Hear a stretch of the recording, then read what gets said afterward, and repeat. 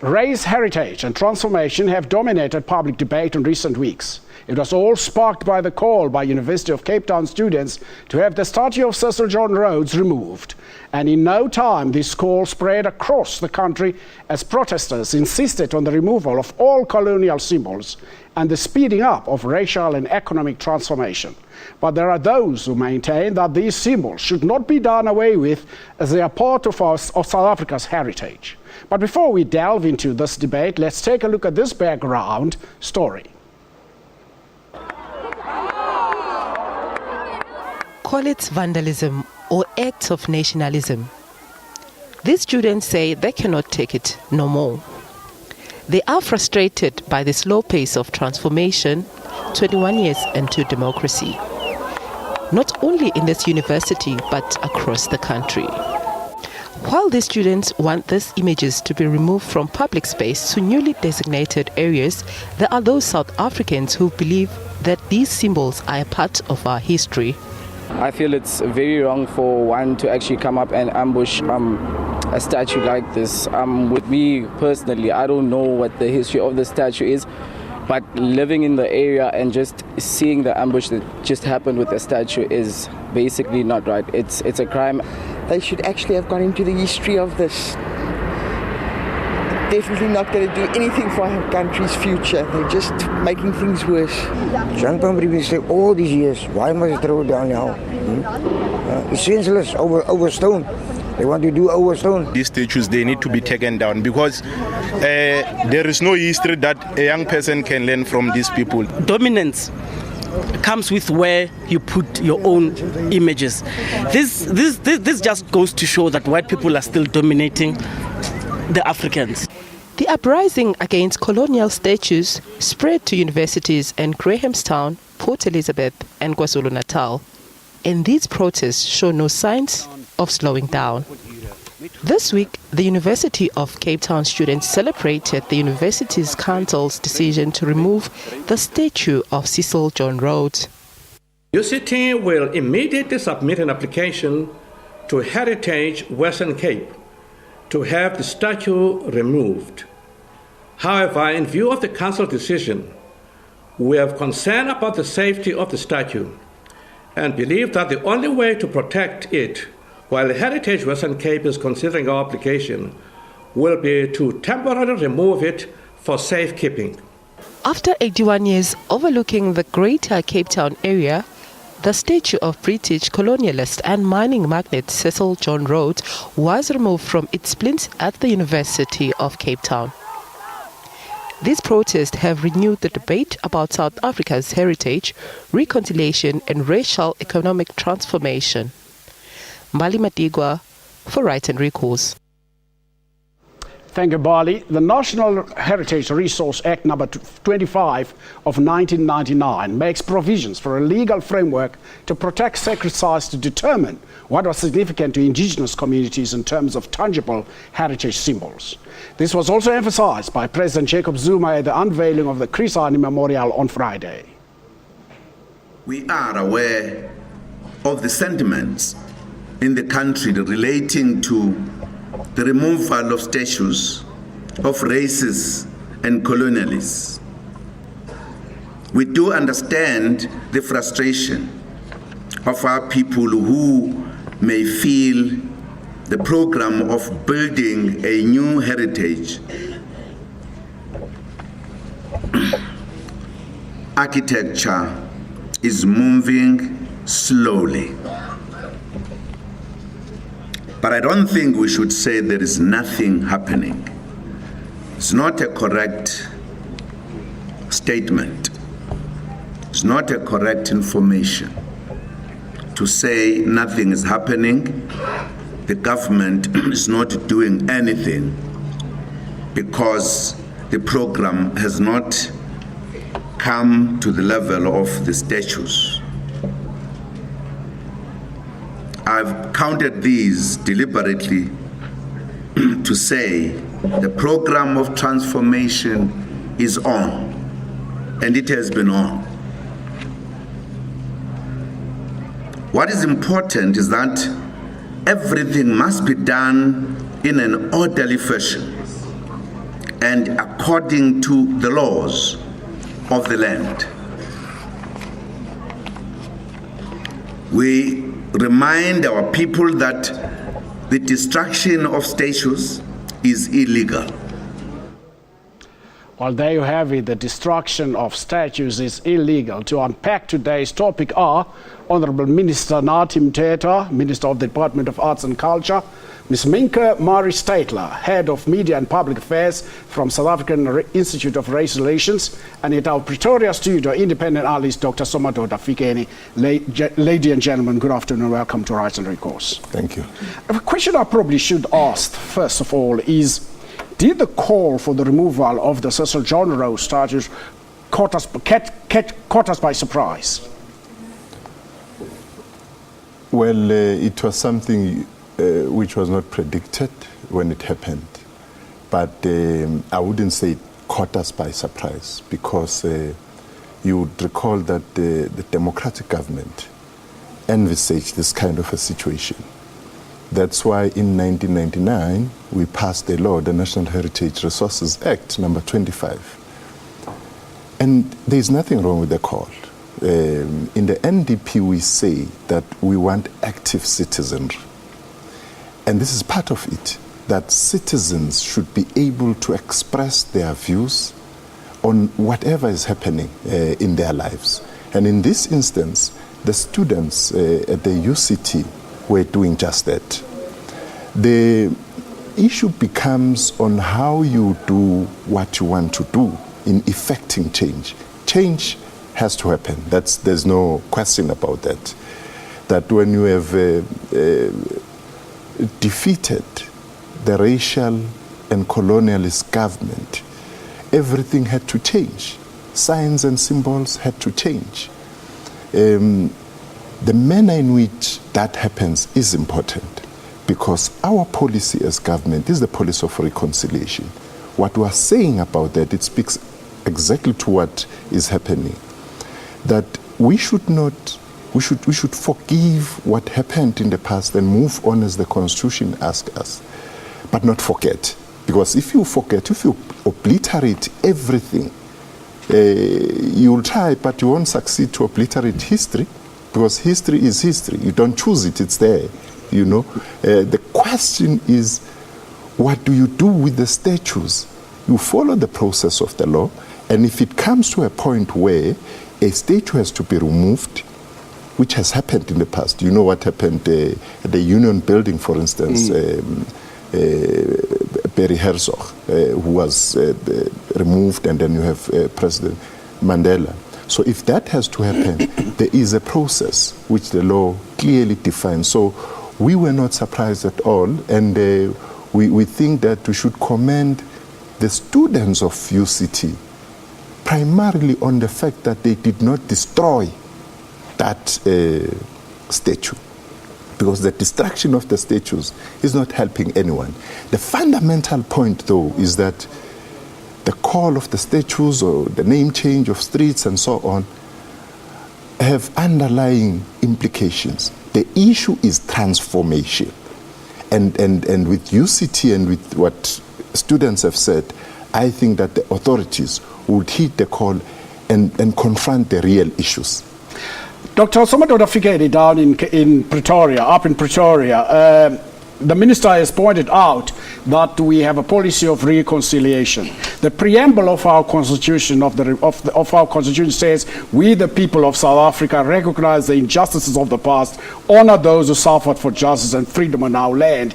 Is that not the fundamental issue we should all be supporting?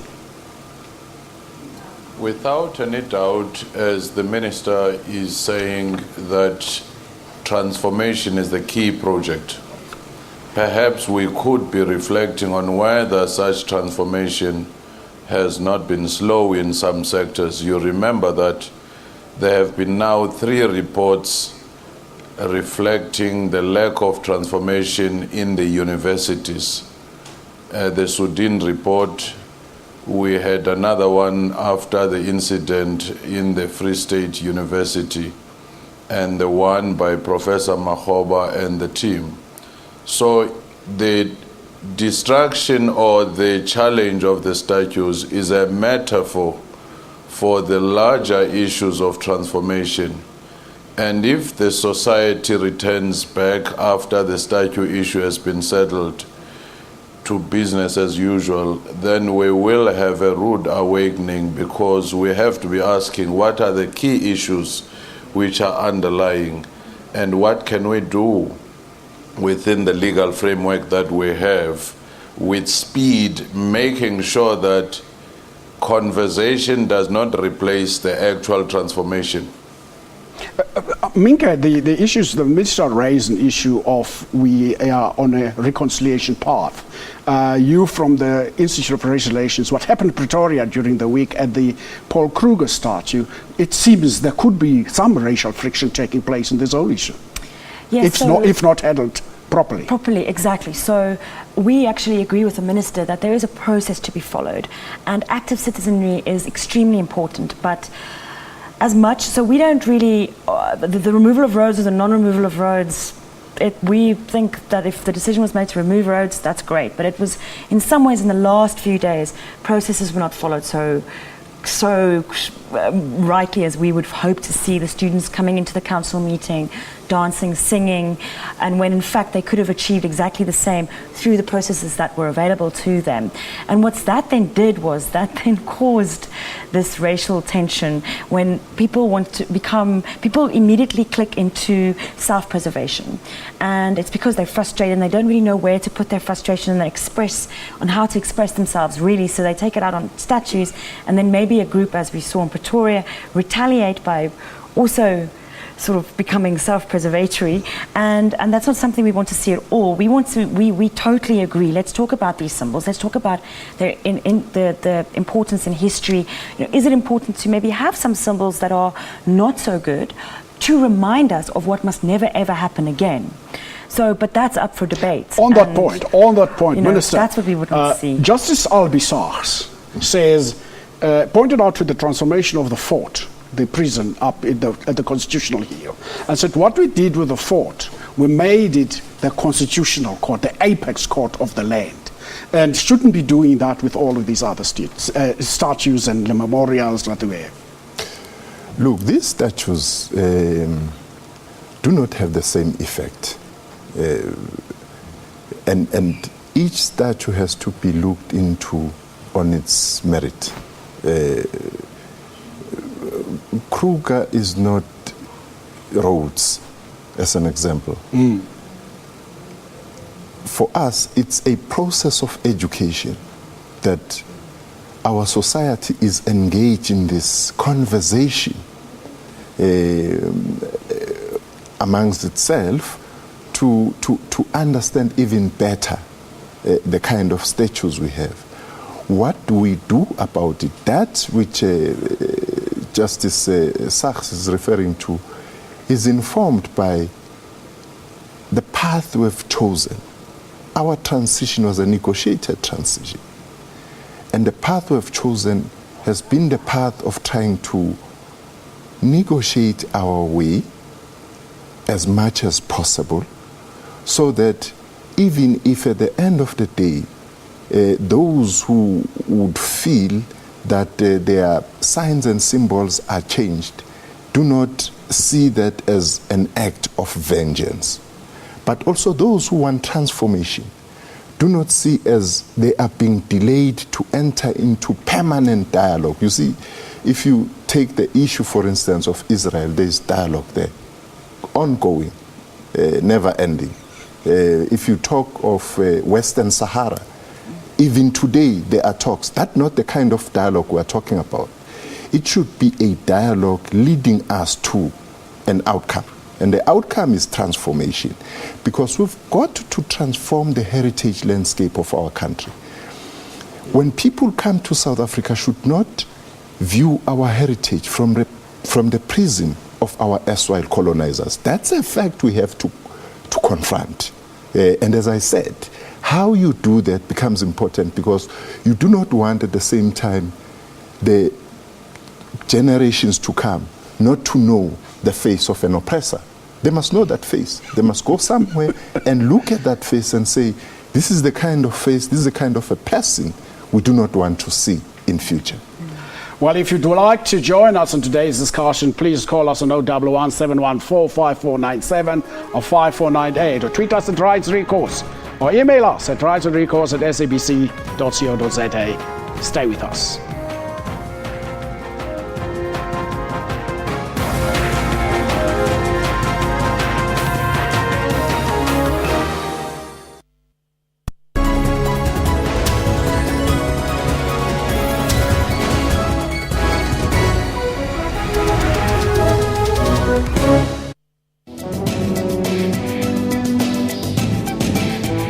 I would say there's no supplements or minerals, something that you can take will completely prevent cancer. Although vitamins help the body produce and use energy, they do not provide energy themselves because they don't contain calories.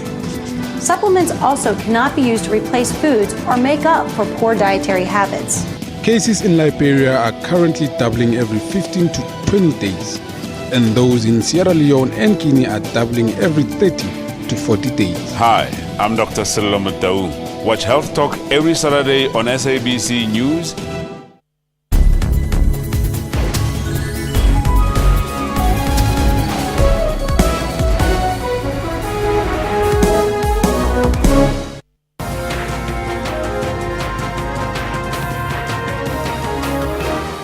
Welcome back to Rights and Recourse as we discuss South African national heritage today here on our program.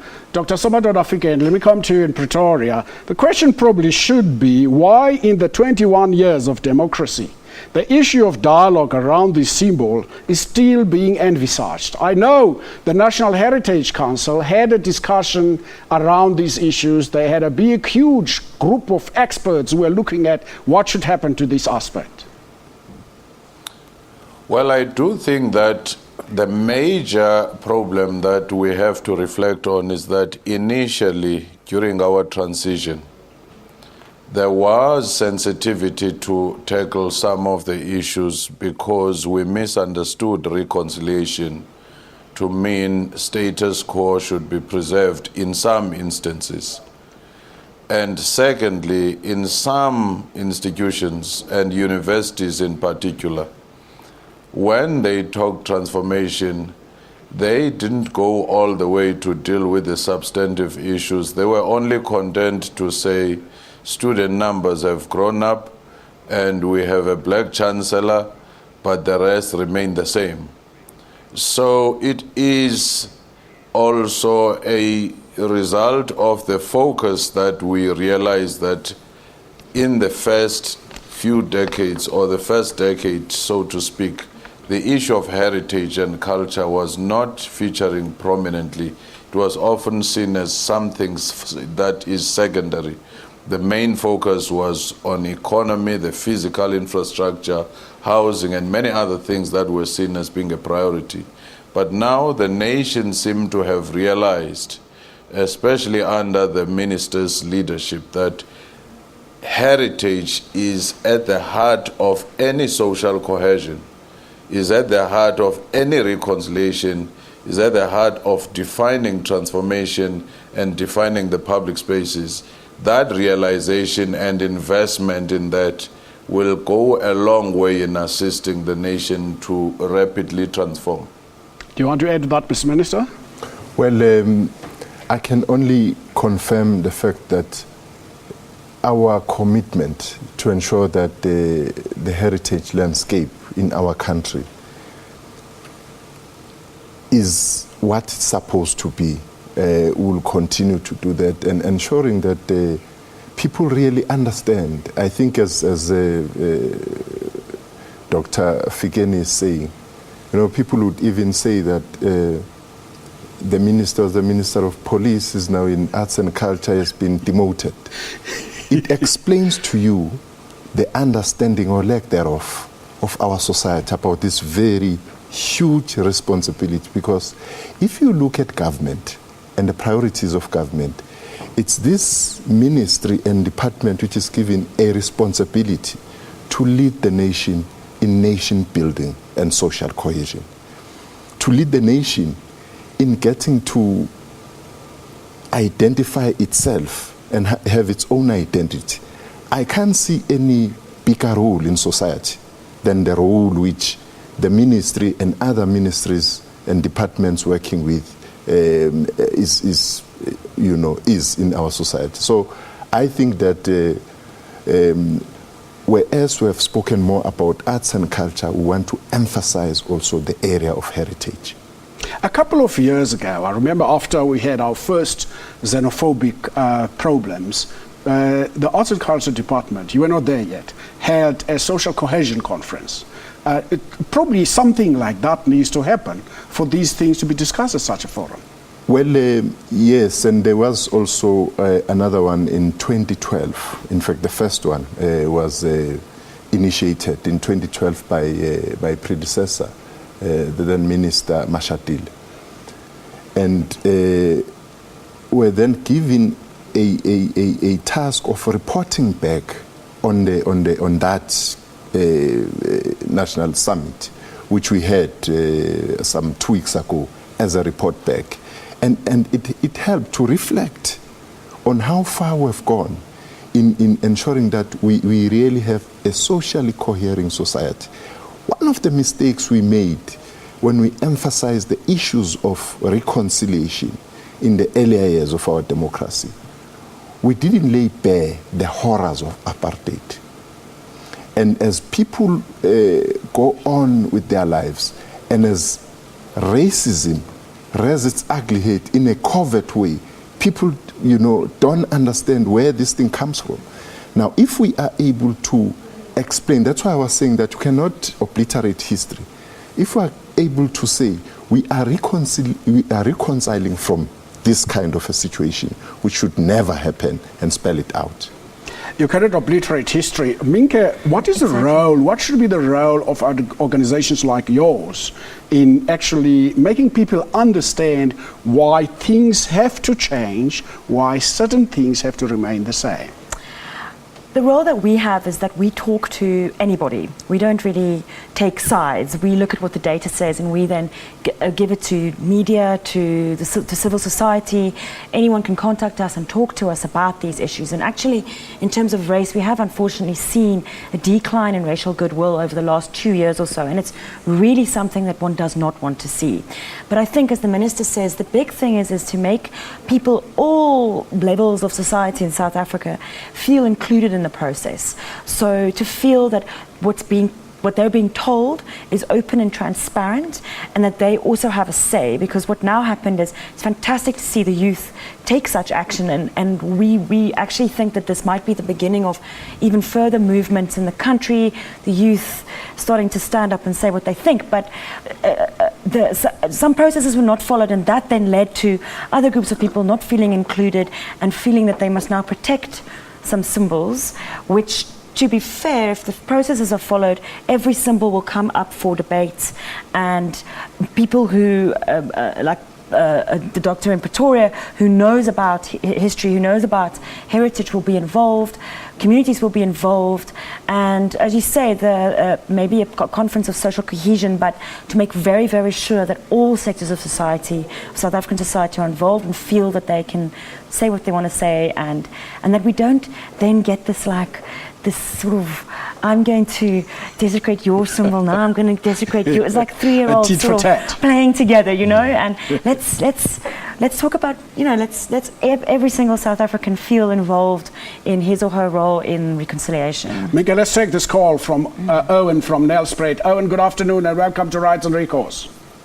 Hi, Mr. Mateza, how are you? Fine, thanks, how are you? Cry, my beloved country. Cry, my beloved country. Alan Pate. You see, if you can go to those who passed on, those who orchestrated the freedom that we have today, and you resurrect them, and you show them that the people that are leading us today in this freedom, they are defending that which oppressed us. That's why I'm saying, cry, my beloved country. The statutes of Rhodes, it baffles me when I see the ANC defending it. Rhodes had nothing to do to contribute towards helping black people, but instead Rhodes was a symbol that oppressed black people. He regarded black people as subhumans. But today the ANC is focused on protecting Rhodes, and they want black people to convince black people that Rhodes must be kept. Thank you. Thank you, Owen. I think you're missing the point, because the government has brought into place the National Resources Act number 25, Heritage Act number 25 of 1999, which addresses some of these issues. Not that the government is not addressing these issues. Professor, in answering, Dr. Somadoda Fike, in answering what Owen is saying, I wanted to put into your response, what is the role of the National Heritage Council, and how different is it from the Heritage Agency of South Africa or the Heritage Resource Agency? Well, in terms of the two acts that created the National Heritage Council and the one which created the South African Heritage Resources Agency, the Heritage Council is supposed to be a coordinating body that also assists with the public education, public engagement, as well as the policy advice to the ministry. Whereas the South African Heritage Resources Agency is a regulatory entity that actually see to it that whatever submissions are made are implemented, and they consider the applications for the declaration of heritage sites, they consider the applications for the protection of heritage resources of the country, or even the removal of them. Even if it's a building or a statue, especially those which are older than 60 years, automatically they become heritage resources of the country. Mr. Minister, probably you want to respond to Owen. Owen threw a big stone at the ANC and the government. Well, it means Owen has not been listening. What we've been saying is that there is a law which has to be followed, that we are not a lawless country, so everybody has to follow the law. That's what we're saying to him. And we also said that this debate is not coming for the first time. That is why we have the legislative framework. There are areas which have been changed before, but it should be done following the law. I don't want to understand him as opposing the fact that we are saying you should not destroy this, and we are very firm on that, because that destruction is criminal act. I hope he's not advocating that. What then is that if you have to remove them, you remove them and place them in a place where they're supposed to be, in the museum and so on, without actually giving an impression that museums are dumping grounds. Mr. Minister, let us just take this call from Moses, also from Nelspruit. Moses, good afternoon and welcome to Rights and Recourse. Good afternoon, how are you, sir? Fine, thanks, how are you? What is your question? Yes, sir. What is your question? My concern, sir, is that we do have some of the heritage sites in Rustenburg, like in Phokeng, but the thing is that we as the people or the art and culture department, they are not doing enough to build those heritage sites like the one of I did found it lately, whereby they say the son of Umzilikazi by the name of Ngolomane, he's been buried in Phokeng. And we did try all our best in order to gather that information and to let all the King Goodwill Zulitini to know about this thing. And also there in Matopo Hill, Umzilikazi himself, where he's been buried. So all of those information has been buried, I can say. It was a shock and surprise whereby we did try to get hold, to organize to get to the Department of Art and Culture in Rustenburg, but I did fail. So I would like to know from the Minister what is it that exactly he knows about that kind of information. Thank you very much, Moses. Thank you very much, Moses. We'll respond to your question when we come back from a break. If you'd like to join us on today's discussion, please call us on 011-714-5497 or 5498, or tweet us at Rights Recourse, or email your thoughts to rightsandrecourse@sabc.co.za. Stay with us.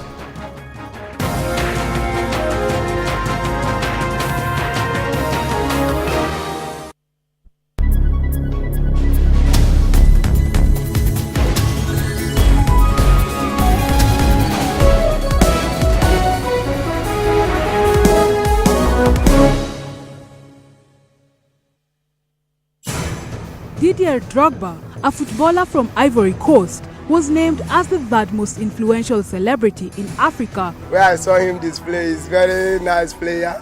He always make an impact. Drogba donated his $5 million endorsement fee to the construction of a hospital in Abidjan. Well, there are some lesser known football stars in the continent that you haven't met. Really? And are deserving of more attention. I think we will do better.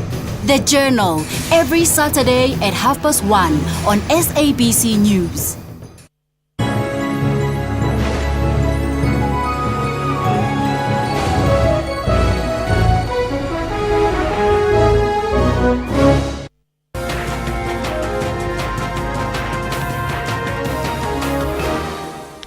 Well, Moses' question was a mouthful, and I'd like to put into that question the following question, Minister and Dr. Somadoda Fikeni.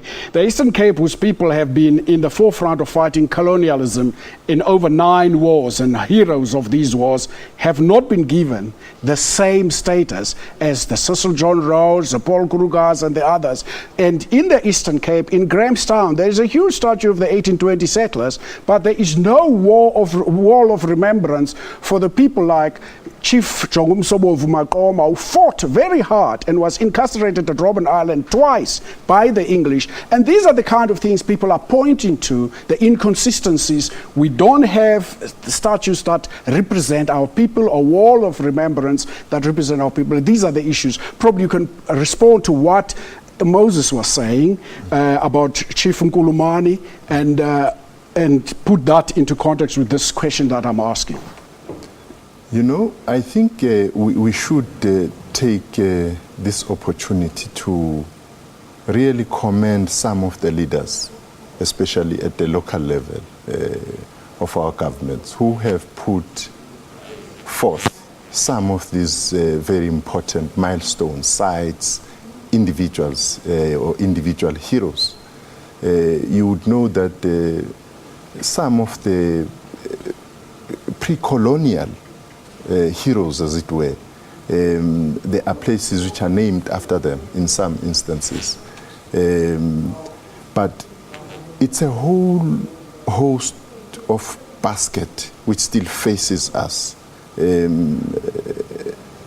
You would have, for instance, what has been referred to as Anglo-Boer War in this country, which essentially was South African War, because what it does, it displaces the role of Africans in that war. When we are told about 26,000 women and children who died in the concentration camps, Afrikaner, we are not told about 21,000 women and children, African, who died. So what the caller was saying is exactly what is happening in our country today, that people are raising these issues. You talked about Makoma, King Makoma, for instance. In that part of our country, not less than 8 Eastern Frontier wars were fought. People resisting Jan van Riebeeck and his crew, in this country and so on. So it's what has been raised is not late, is part of this dialogue which should lead us in action. It has happened in other instances. In some areas, it's still a talk. Leaders in local government and so on have raised these matters, and we've taken them up. As I say, that we should look into the capacity and expediting some of the applications if they are not. But there is nothing wrong in us changing this landscape. I can say to you that part of what we are, as people are grappling with statues, we are going to be having what we call a national monument, which we've started on the work of that. We call it Heroes Acre, where you'll see statues like you have never seen before, nowhere else in the world, starting from the pre-colonial wars, the heroes at that period, going throughout to the heroes as we know them today. We are doing that precisely as part of changing this landscape, but it won't end in the seat of power. It has to be replicated in localities. Mika and Dr. Somadoda Fike, and I haven't forgotten you. I just want to deal with this part with the Minister. Minister, we do have a memorial that was built that is very sacred to the Xhosa nation. But let's have a look at what's happened to that memorial today. This is the memorial of Intabagandoda that was built by the former president of the Sky, Lennox Sebe. This is what's happened to it. Vandalized, left to ruin, and I cannot believe Intabagandoda Mkai says about it, Lendabagandoda isikeleleni, Lendabagandoda ithamsanqeleni, dijokuni izizwe zasemaXhoseni. But look at what it is today. It's not what it's supposed to be.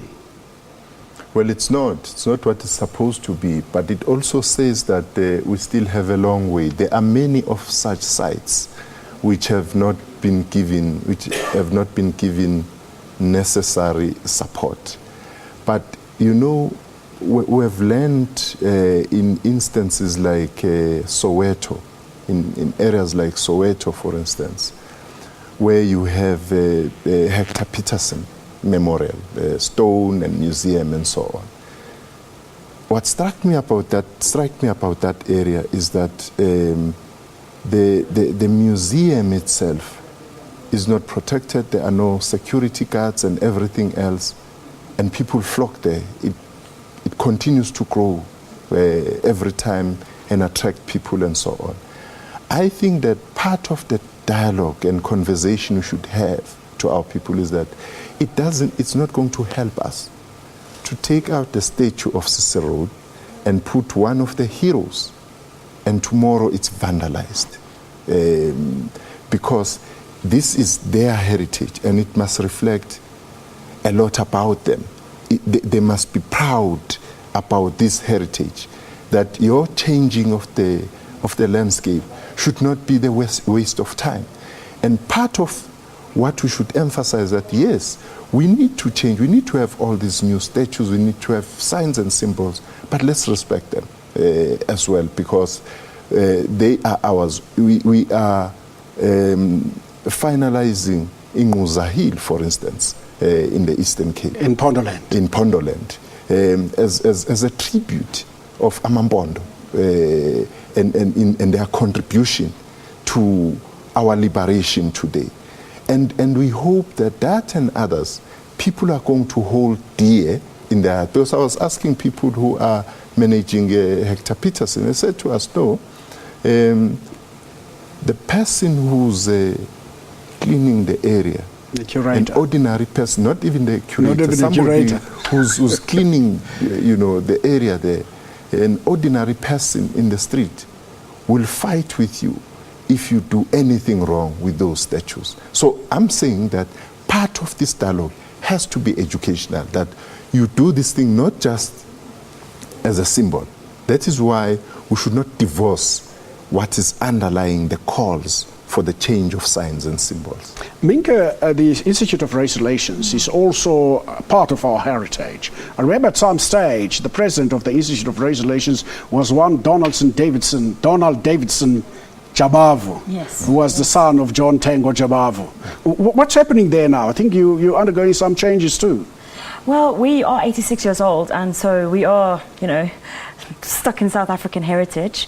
But since the 1940s, what we've been looking at a lot, now obviously race is very important to us, and that's why it's so sad for us to see that there are processes available wonderful to see that suddenly awareness is open. Maybe there's a small town somewhere where the community feels there's a hero that needs to be put into symbol form, and young children must be taught about him or her.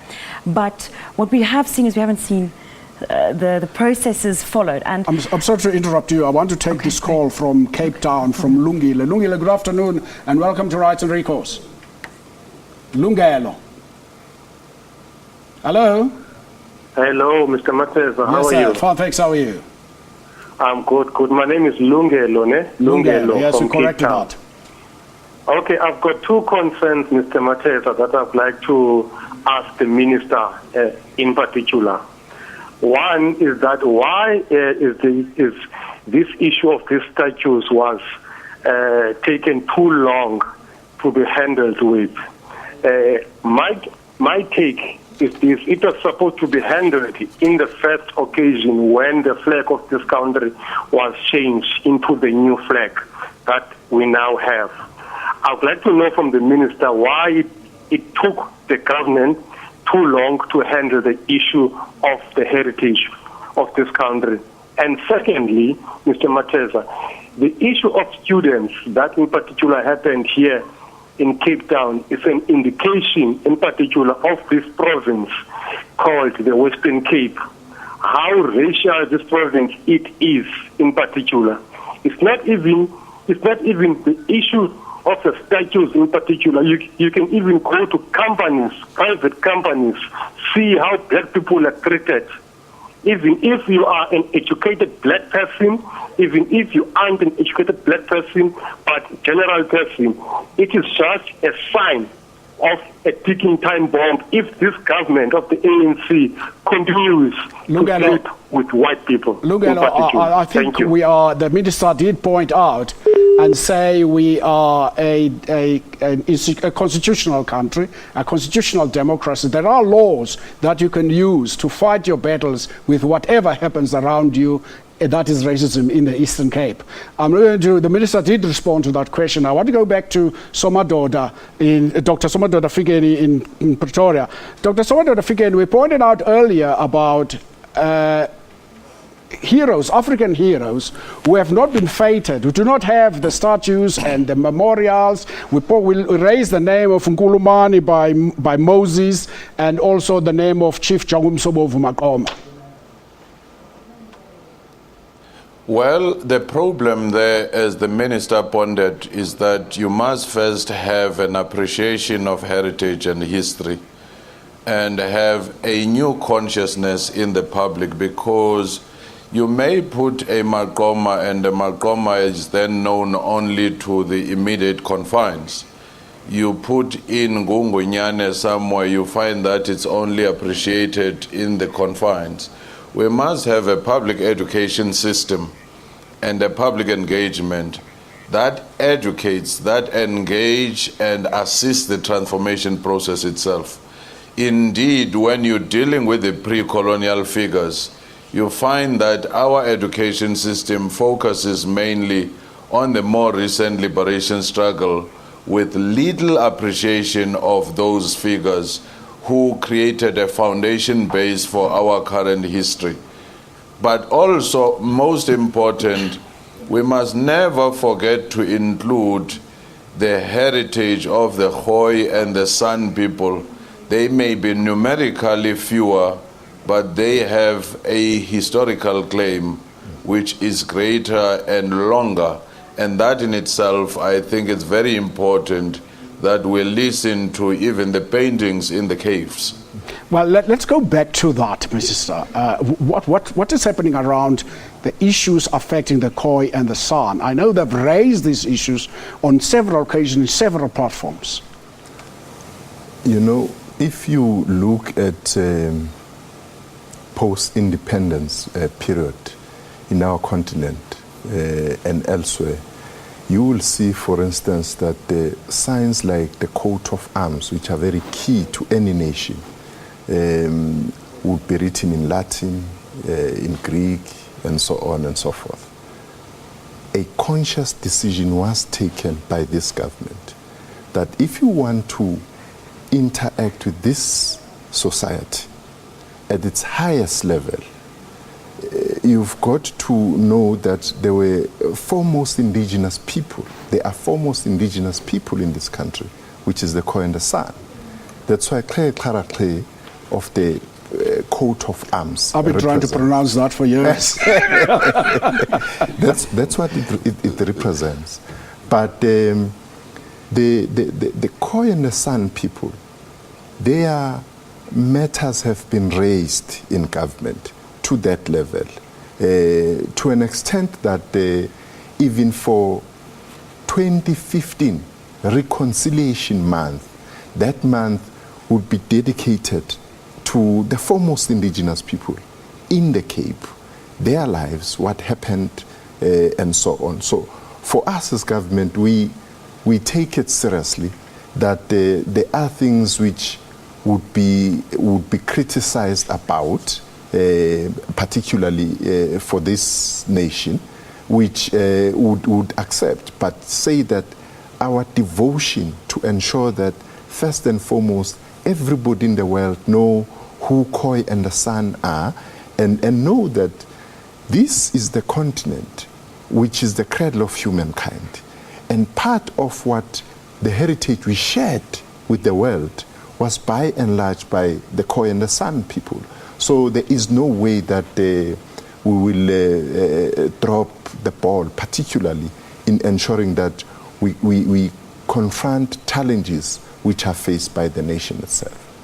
Well, if you'd like to join us on today's discussion, please, you can call us on 011-714-5497 or 5498, or tweet us at Recourse. When we come back, we'll have a look at what the Twitter community is saying around this issue.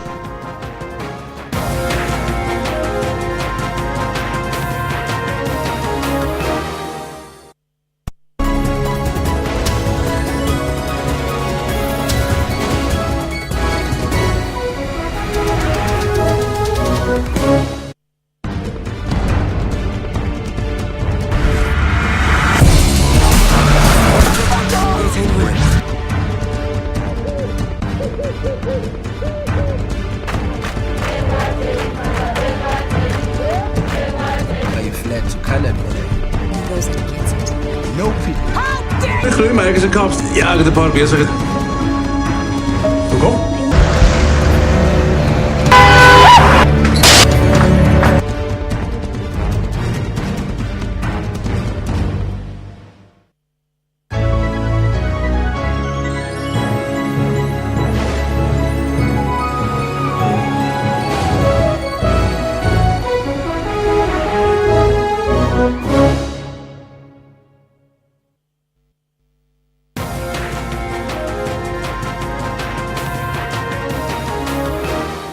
Welcome back, and let's have a look at what the Twitter community is saying around this subject of national heritage, or as it has become known as the statue hashtag Rhodes Must Fall. Ndogozo says we must not be made to feel guilty of doing fast. I can't see from where I am now. Probably you can read what government is slow to do, transformation. Slamat Hamat says the colonialists and oppressors, the colonialist oppressors represented by the statues did harm to the majority in South Africa. Heinrich Abrams, they're out of touch with us, the people. What freedom means to us. Those are some of your tweets. And we will continue our discussion around this issue. Professor Dr. Somadoda Fikedi, I mentioned earlier off the screens when we were on a break that the English built a plethora of forts in the Eastern Cape. Some of them, Fort Beaufort, Fort Hare, Fort Paddy, Fort White, Fort Cox, Fort Fredericks. Does this mean if we are to demolish all colonial statues, we must demolish all of these forts?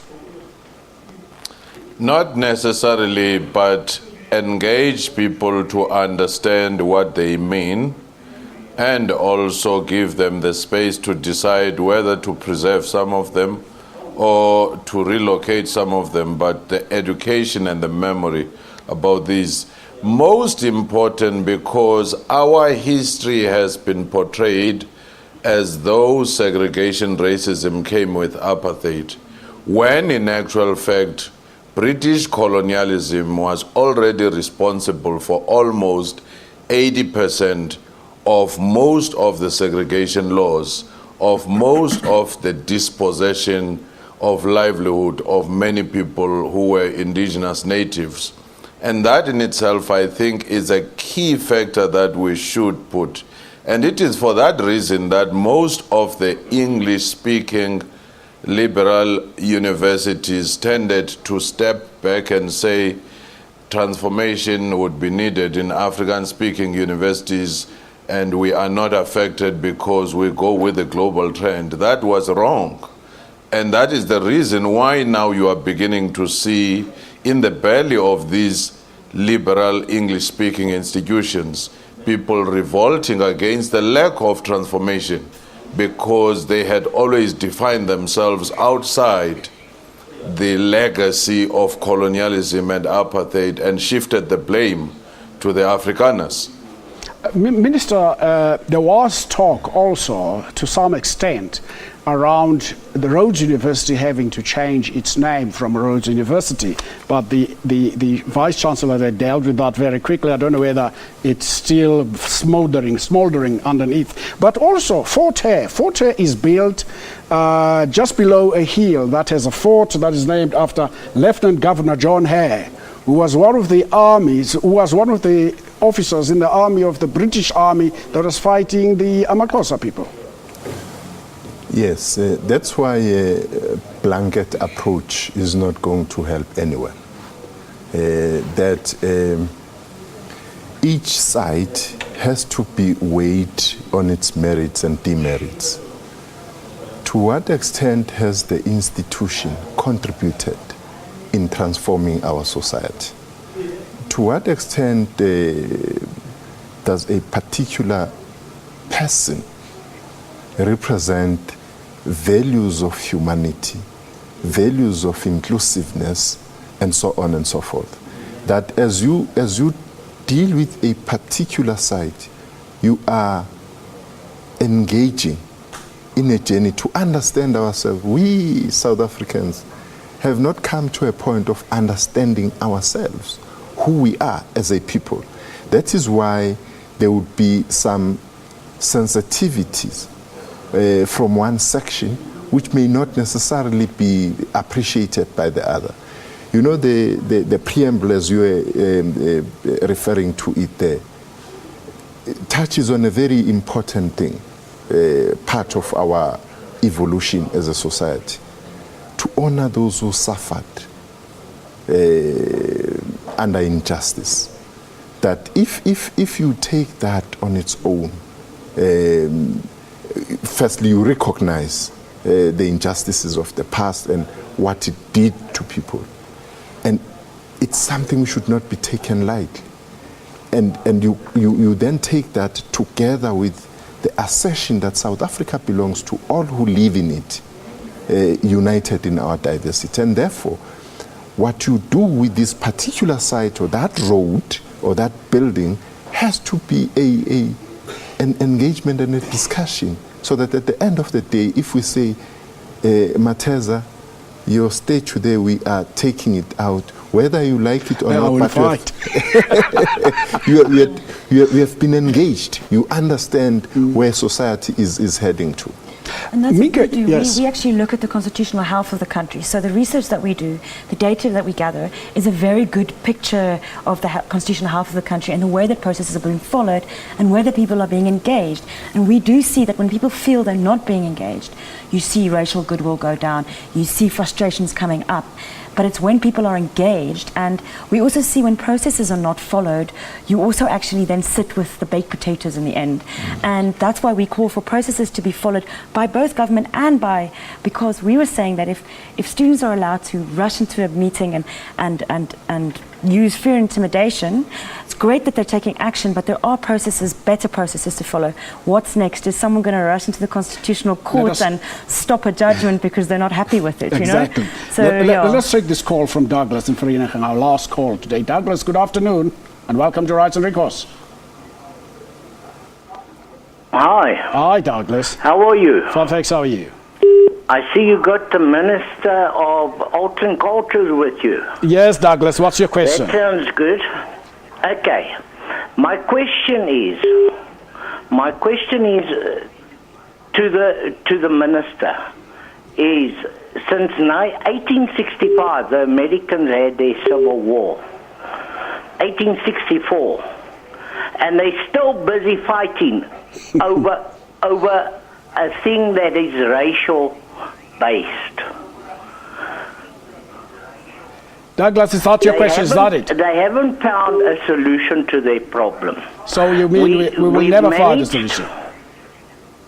We've managed to sort out the government has taken over the land from 1994, and since 1994 they had the opportunities to start putting up all the hero statues without taking down the other statues. Because to me, it doesn't make sense. Thank you, Douglas. Thank you very much, Douglas. We are running out of time, and we want the Minister to respond to what you're saying. Minister, in closing, probably you can respond to Douglas. Probably Douglas wants the whole of South Africa to be full of statues. We need places to walk and places to run and places to enjoy ourselves. Well, I think we should say to Douglas, emphasize the point that we've got to continue discussing, because those statues is talking about had a particular purpose, and the statues you put in would be giving a particular narrative. As I said, the fundamental point is that South Africa is an African country. You are in Africa when you're South African, not what South African says they go to neighboring countries that I went to Africa. You know, it is an African. So our heritage landscape has to speak to the majority of the people. How that is done has to be subjected to processes, legal processes, legislative framework, and so on. 1994 is 21 years. It's talking about 18 something. We'll continue on the path of engaging each other, as we have called all the political parties represented in Parliament and students of UCT this coming Friday, where we are saying, let us dialogue. This thing is not about statues, but it's about geographical name changes. It's about the archives and the recording of our nation's history and our dispensation. So it's a broader discussion about the landscape which we need to engage in, so that at the end of the day we come at a conclusion as a society. Well, I was hoping that I'll get closing comments from Dr. Somadoda Figen and Minke here. Unfortunately, time is against us. This has been Rights and Recourse. The program is repeated at 10 tonight and at 5 on Monday morning.